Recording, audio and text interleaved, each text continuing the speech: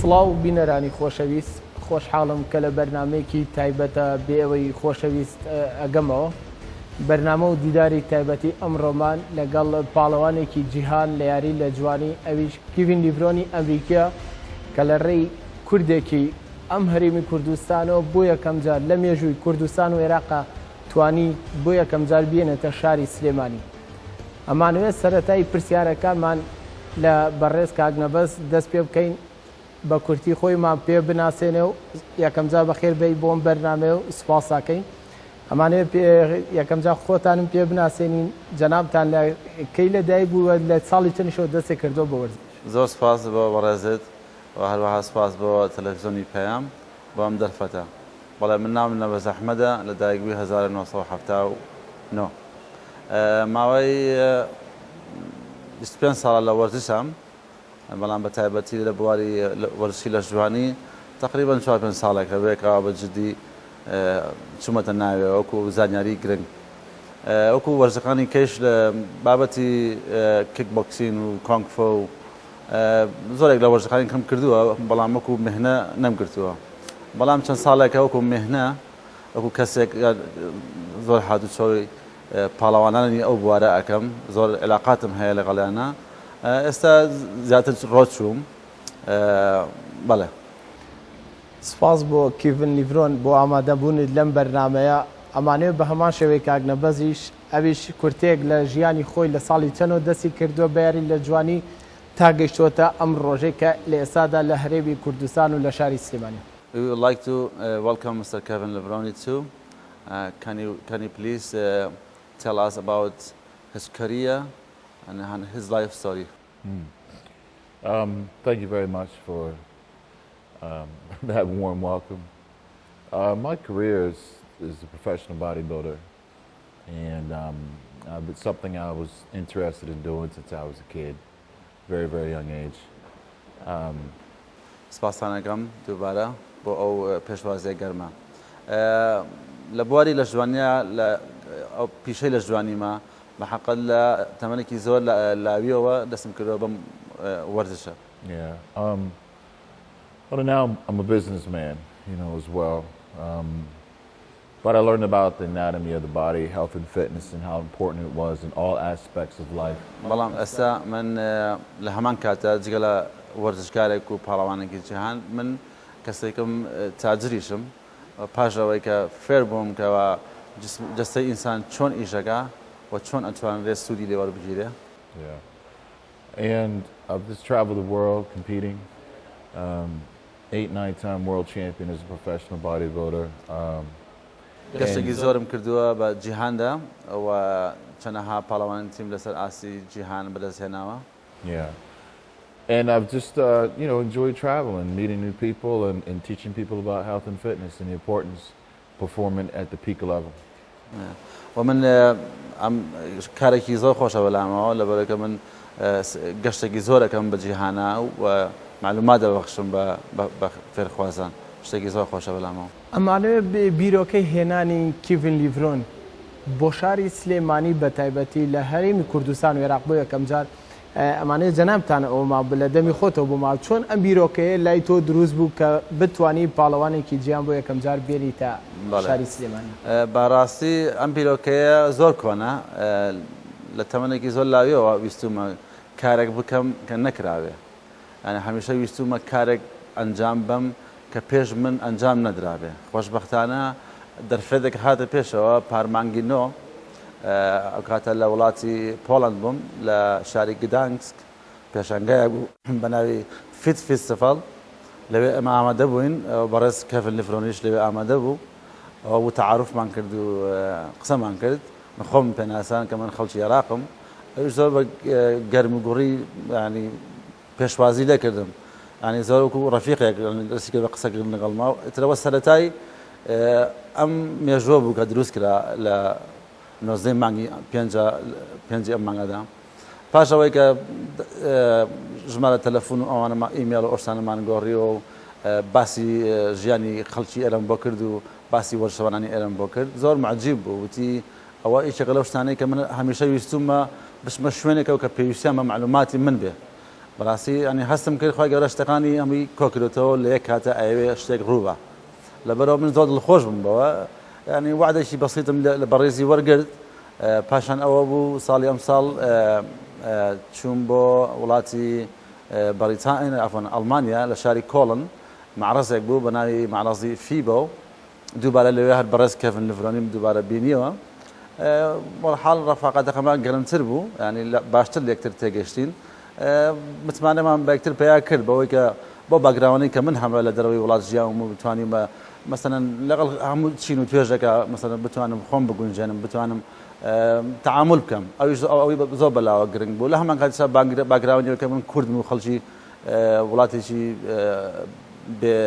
بێ وڵاتین بۆ چۆن بڵێ ئەمانە بەلایە زۆر گرنگ بوو وعدێکی لە ساڵ 90 پێم بەزوتی ساری جاری سێهم دووبارە قسە لەگەڵاکەمەوە بەڵام ئەوم لەبیر چوو پێت بڵم هەر لە معرەزەکەی گدانکسە ئەوە بوو عەقدی ئەومان کرد کەوا من موادەکانی بەڕێزی بێنمە کوردستان لە کوردستان بڵاوی کەمەوە بیفرۆشم چونکە من متمانەم بە پێی هەبوو کە ئەو موادانەی کە ئەو هەیەی بۆی ڕوون کردمەوە کە موادەکانی ئەو نزیکی 5 ساڵی خایەن و هەتاکو دیزاینی کردووە ئەوە سەرنجی زۆر ڕاکێشام وتم کابراایکی خاوەن خبرەیە توانیوێتی موادێک نەک لە هەفتێکا دروستکە 5 ساڵ تەختیدی بۆ داڵی خشتەی بۆ دابڕێژە تاکو بتوانێت شتێکی جوان دروستکە میژە من بە شیاو زانیکەوە بیانەوە بۆ کوردستان و بیەم بە خەڵکی خۆمان بەڵێ پاشان لە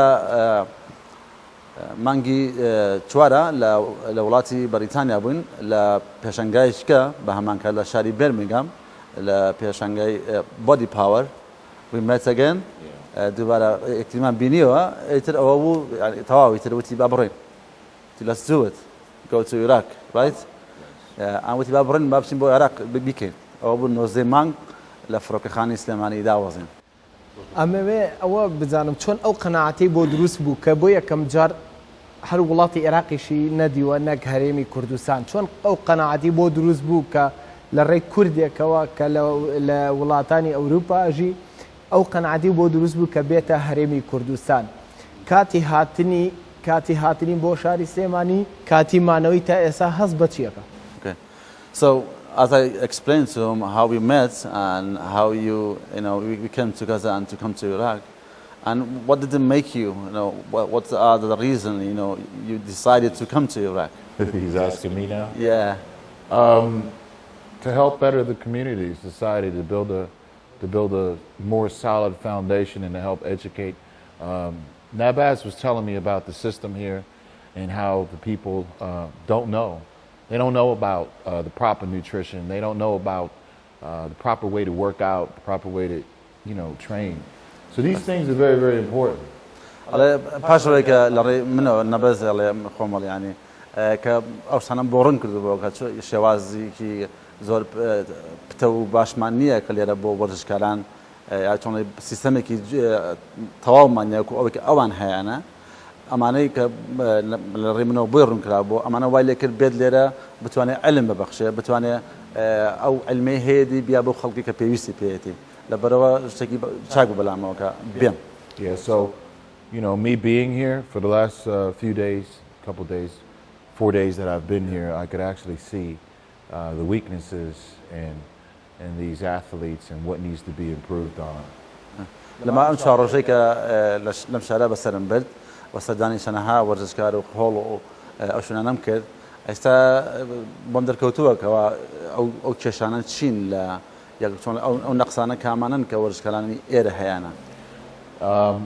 Building a body, building a mind, building a solid foundation in the workplace, it's all based on nutrition.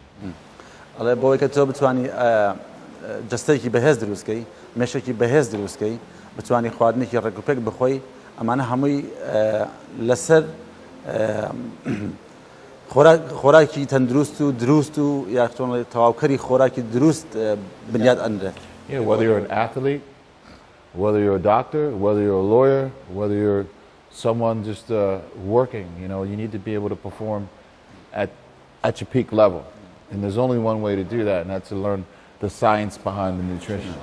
ئەڵێ گرنگ نییە تۆ ئیشەکەت دکتۆری بێ پیشەکەت هەر پیشەیەک بێ بەڵام لە ئاخرا ئەوە گرنگات کە تۆ پێویستت بە خۆراکی تەندروستە کە بیخۆی بۆی کە بتوانی ئەو مهنەیە کە هەتا بە باشترین شێواز ئەنجامی بدەیت بۆ کردنی ئەمەش بەو شێوازە زانستی کە ئێستا هەیە لە پشتی تەواوکەری خۆراکی و لە پشتی خواردنێکی تەندروستەوە. مانەوەی تا کاتی مانەوەی لە شاری سلێمانی ئایا ئەو زانیارەی کە ئەم لە لای بۆ ئەو بەرنامەی کە ئەم داینەوە لە کاتی هاتنی بۆ شاری سلێمانی گەاندوێتی بەو یاریزانان و بەو خاوەن هۆڵانەی کە تایبەتن بە یاریەکە؟ Do you think in this short period of time you have spent in this city and this area, do you think you have given out all information that's needed? No, it's going to take more time. Me being here now is pretty much to do the observation of what needed and what needs to be implemented. بدڵنیایە نەخێر لە بەرەوەیکە ئەوە کاتێکی زۆری ئەوێ بەڵام ئەم چوار ڕۆژە من تەنها چاودێریم کردووە بکە بزانم تەماشام کردووە بزانم کێشەکان لەکوێیان تاکو دەستنیشانیان بکەم ئەو ساکە بۆ بەرنامەجی داهات و بێمەوە چارەسەری تەواویان بۆ دابنێم. Yeah, so we want to eventually implement the structure and educate the society so they can perform at a higher level. Whether you're a police guy or a military guy, whatever it is, you بەکەم بتوانین ئەو بەرنامەجای تەندروستی کە هەیە بتوانین لێرەش جێبەجێ بکرێت پاشەوەی دراسەمان کرد بتوانین بۆی کە هەموو کۆمەلگا بەهێزکەین قەت تۆ پۆلیسمان بیت یا پێشمەرگە بیت یاخود مۆزەفێک بی یا هەر پیشەیەکت هەبێ تۆ گرنگ ئەوەیە پێویستت بە سیستەمێکی جوانە لەسەری بڕۆی بکە هەم لێشکت هەم جەسەد بەهێز بێت. ئەو جیاوازێت چییە کە ئەم لە کاتی مانەوەیە ئەو هۆڵانێ گەڕاوە و یاریزان و ڕاهێنەر و خاوەن هۆڵەکانی بینی و ئەو جیاوازێت چییە کە لەو یاریە هەیە لە نێوان هۆڵەکان لە هەرێمی کوردستان لەگەڵ ئەو وڵاتی ئەمریکا کە خۆی لەوێشێکن؟ Since you have observed those gyms and places you have seen, what are the differences between the people, the athlete here and an athlete in the United States, in your country? Scientific approach. There's a science behind what we do, and that's why our athletes are a lot more superior, because we understand the process of what it takes and the science behind, being able to perform at a high level. بله او جوازی برای علی جوازی که اوایل که اما لسر زانست به فیزیا و با شوازی زانستی اما کارک هم من انجام دین بلام دیره به داخل به پیشوانه اوایل یارزانی اما لولاد قی اما برای پیشوا چنو ایرش بکوانی.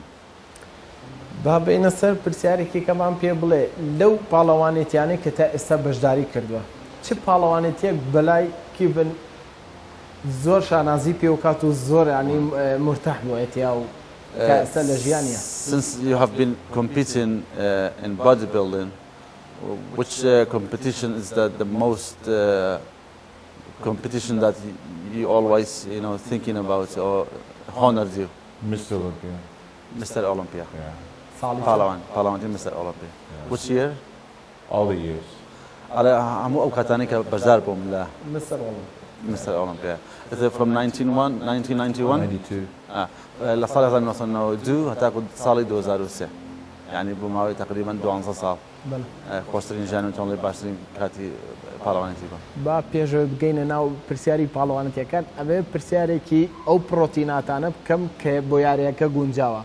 آیا او پروتئیناتانی او کمپانی نه که خوی تایبته بو کم پروتئین. بله. بگشتی لهرمی کردستان اوی بینیویتی پیچونه یعنی اوی درست کریا و تقلیده یا او تهر او نوعت مارک اصلی کلا ولاتی امریکا. Okay, since you have observed the nutrition here, do you think the athletes here are receiving the quality of nutrition, or do you think they are not what is made over in your country? I think the quality of nutrition is here. They just don't know when to eat, how to eat, how much to eat. No, they mean it's the quality. Are they receiving the proper quality of protein? That's what they mean. Well, proper quality of protein depends on the quality of protein, okay? I think the quality of protein when you talk about protein, you're talking about fish, you're talking about rice. I mean, you're talking about fish, talking about chicken, you're talking about beef, you're talking about lamb. This is protein. I think the quality of protein that you have here is certainly a high grade quality protein. So if you want to talk about supplementation protein, That's what he said. then that's another whole thing. They just need to be educated on what to take, when to take it, and the reason why to take it. اوكي لبرك او سؤال لا او تشتكي تازه اصلا من بيمو بزماني خوان او بشوازي كتيجش لبرك مجالي اول نبو بقرب بس شو انا كاني كا او بروتين او طاقر خلاص او انا يفروشن اصلا يعني بلام على بهر حال كواليتي بروتين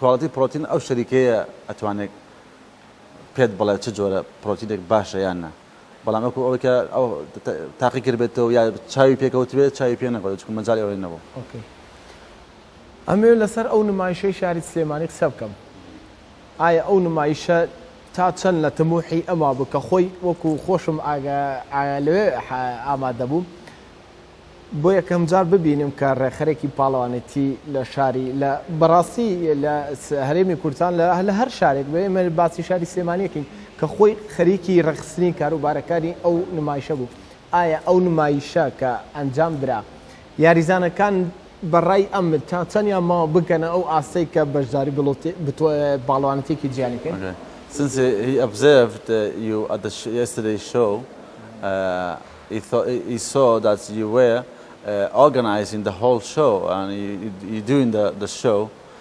Do you think how did you think the show went, and what's your thought on the athletes who were performing at the stage? Do you think they can compete at a higher level? I think the athletes will only be able to compete at a higher level if they're trained properly, if they're taught the proper ways to do this. If they're not taught this, then they're not going to get to the next higher level. And if they get to the higher level, they're only going to get but so far, you know. So this is something that's crucial, that's missing from the society here, is the education behind what they're trying to do.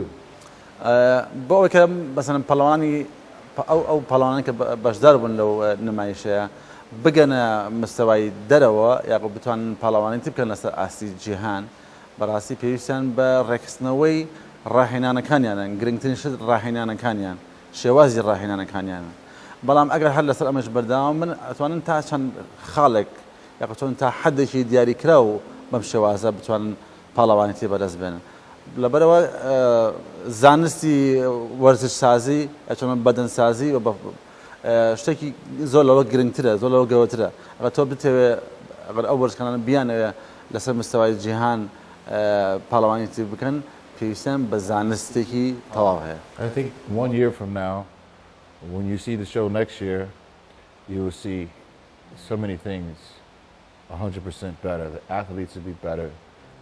The show organized to be a lot bigger, so you will see the growth, you know, and you will see the results that we're trying to implement. Inshallah, borexni پالوانیتی داهاتو یا خو بله عرضی داهاتو که خوی بتوانه او شانه دوباره انجام بده و او کاتا بدل نیایی و انجامی باشتر ابینی و خوی برنامجی هاوکاری چند پالوانش یا بتوانه لرگی آوانه و لداهاتو اشتی باشتر بکن زانستی باشتر ورگن. بێجگە لە هەرێمی کوردستان هیچ زانیارێکی هەیە لەسەر وڵاتە عەرەبیەکان یا شارەکانی تری عێراق کە پاڵەوانی لەم یارێ هەبێت ئامادەیە بڕوا بە وڵاتە عەرەبیەکان یا هەر وڵاتێکی کە بێت کە تایبەت بەم یارەوە بڕوا بە هەمان شێوەی شاری سلێمانی؟ Would you, since you have visited Iraq, especially in the Kurdistan region and Slemania city, would you go anywhere else to give out your knowledge, to pass out your knowledge, any other Arabic countries? You know, my knowledge is not for me to keep. God blessed me with the talent, and it's a gift to be able to see something and recognize what needs to be done and organize it structurally. So this is something that it's part of me and who I am.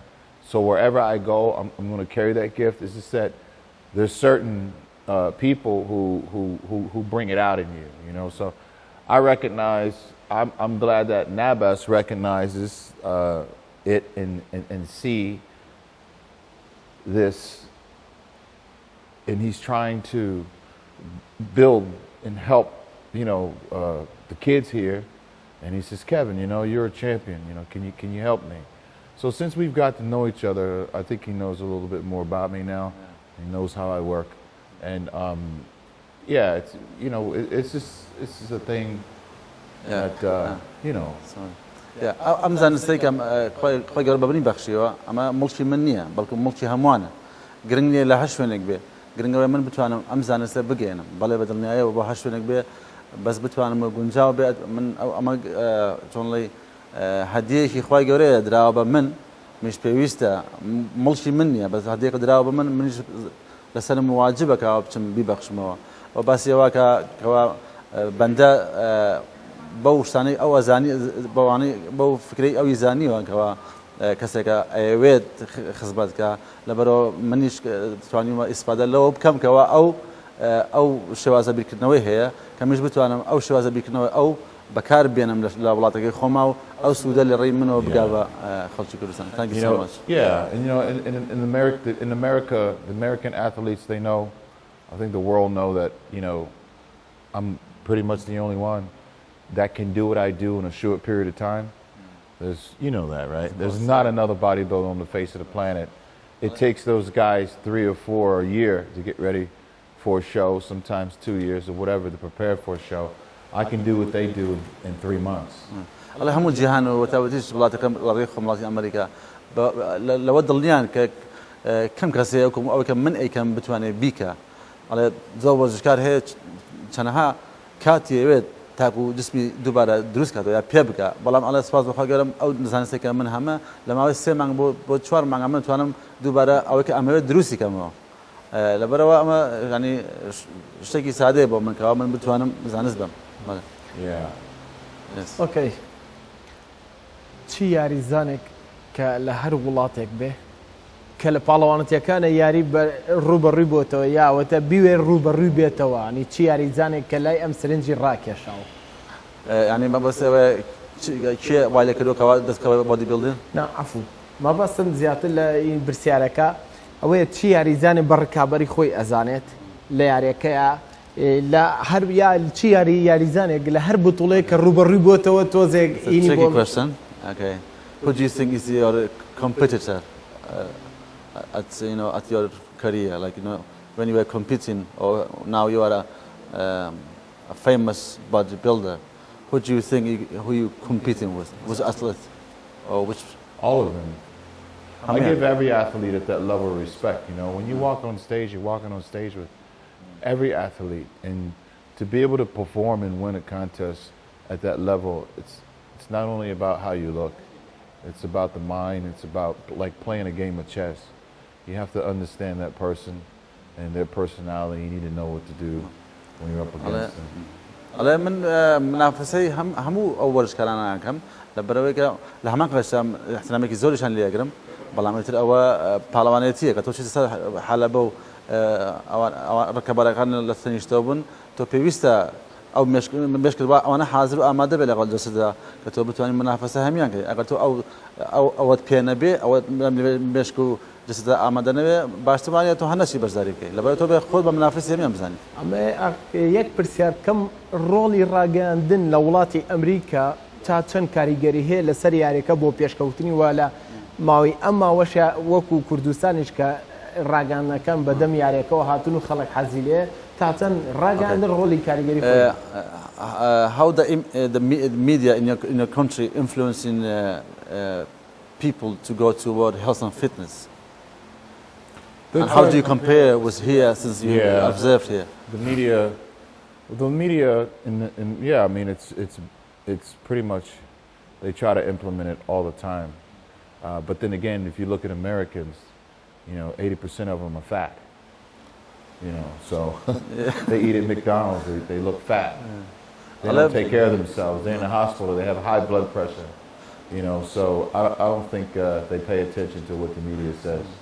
ئەڵێ بەڵێ بە تاکید میدیا زۆر برەوێکی زۆر باشی پێەیە بەڵێ بەڵام لە هەمان کاتدا لە سا هەشتای خەڵکی ئەمریکا هەمان قەڵەون خواردنی خراپە خۆن ئەڵێ لەبەرەوە میدیا هیچ تەئسیرێکی وای نەبووە لەسەر ئەوەیکە مەشی خەڵک بگۆڕێ لەبەرەوە پێم وانە میدیا بتوانێت تەئسیرێکی زۆری هەبێت لەسەر ئەوەی شێوازی لایفستایلی خەڵک مەبەستەیە چ لێرە بێ یا چ لەوێ بێ Yeah.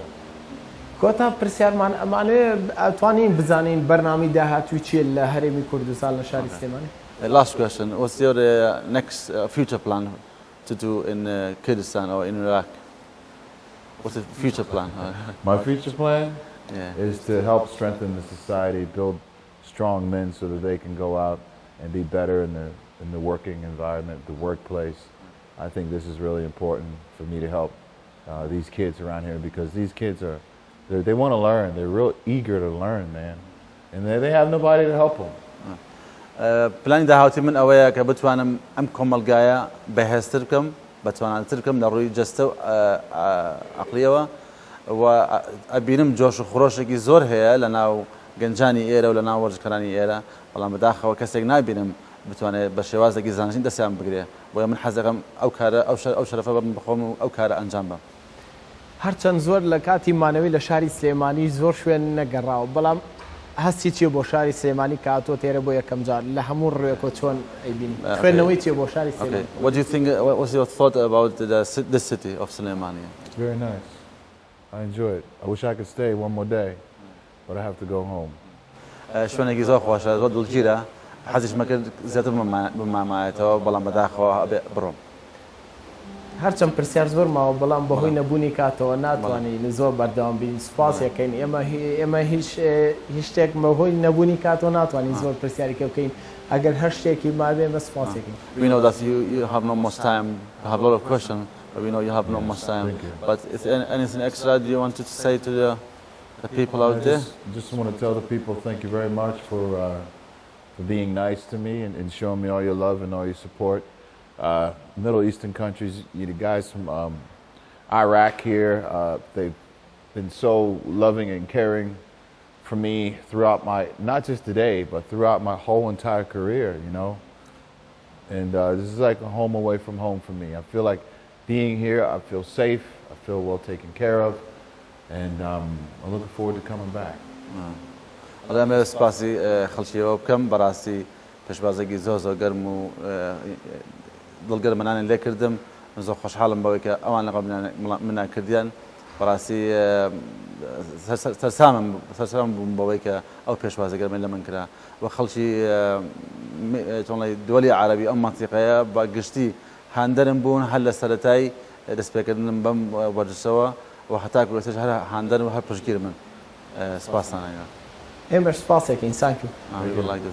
سپاس بۆ ئێوەی خۆشەویستی بینەران کە تا ئەم کاتە لەگەڵمانەمانەوە بتوانین پشت بەخوای گەورە لە ڕێی کاکنەوەز یا لە ڕێی هەر کوردێکی کەوە بێ بۆ بەرنامەیەکی تر بۆ دیدارێکی تایبەتی تر لەگەڵ پاڵەوانێکی تری جیهانە لەم شوێنە یا لە هەر شوێنێکی تری کوردستان بێ بێەوەی خۆشەویست بگەینەوە. دووبارە سپاس بۆ ئێوەی خۆشەویست کام کاتە لەگەڵمانە بوون زۆر سپاس تا بەرنامەیەکی تر بەخوای گەورەتان ئەسپێرم خواتانە.